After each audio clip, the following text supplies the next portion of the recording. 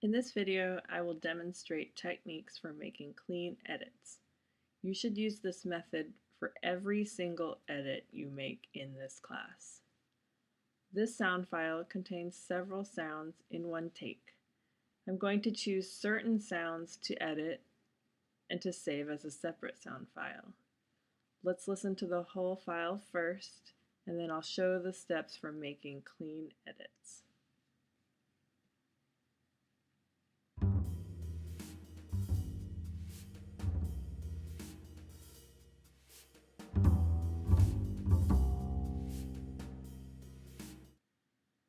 So we hear a jazz kit with a bass. The sound file shows us where the beginning of each different sound occurs.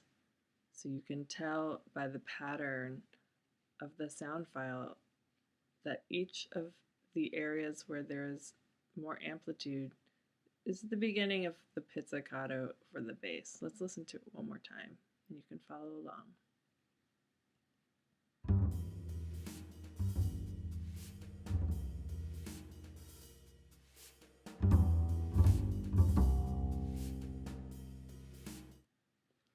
So I've decided that this attack here sounds interesting, and I'd like to edit this out to use on its own.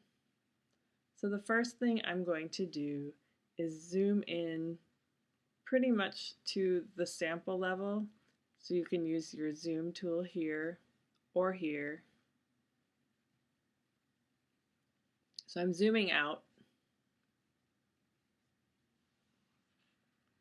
And now I want to isolate that bass pizzicato.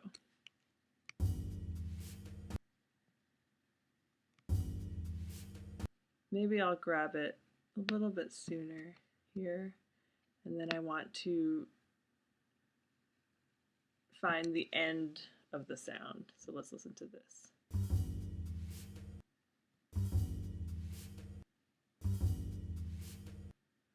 So that's pretty good.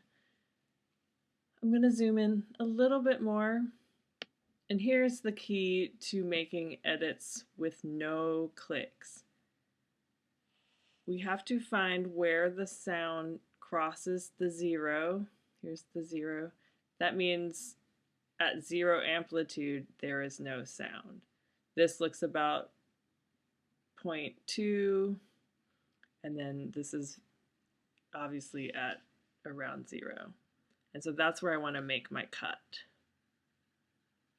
The same with the end.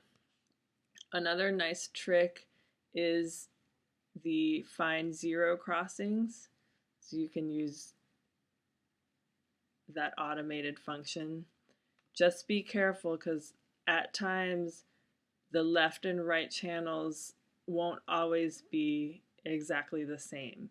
So a zero crossing in one channel may not be the same in the other channel. So I think the manual method is much better. So now I've selected my sound. I'm going to zoom again so I can see the whole thing. And now, just like Word, you can cut, copy, and paste. So I'm going to copy this. I'm going to make a new Audacity project, and then I'm going to paste it in. So let's listen to this. Good. And so you might have heard that little click at the end, so we'll be sure to fix. So now we need to fade in the beginning of the sound file and fade out the end of the sound file. To do this, zoom in. So you'll see the cursor information here, and whenever you highlight a portion of the audio, it shows how much of the audio you've highlighted. So my goal is to fade in about 0 or 0.005 seconds at the beginning. So I've selected about that amount here. and go to Effect, Fade In, and then I want to go to the end and also select about the same amount. And here I've selected about 0.005, and I'm going to fade out the end. So fade in and fade out.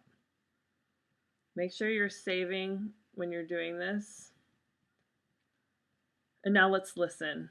The clicks should all be gone.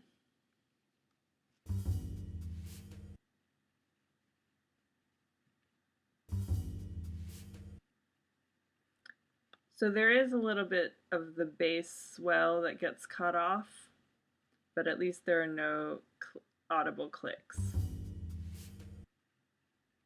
So when you're done with those edits, go ahead and export your file as an AIFF.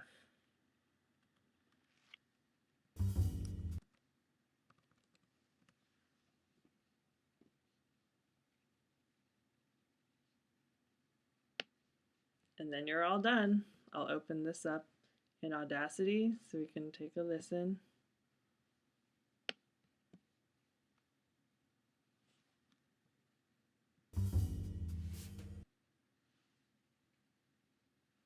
Be sure to go over the step-by-step lesson that follows this video, and be sure to do your skills and drills for editing audio.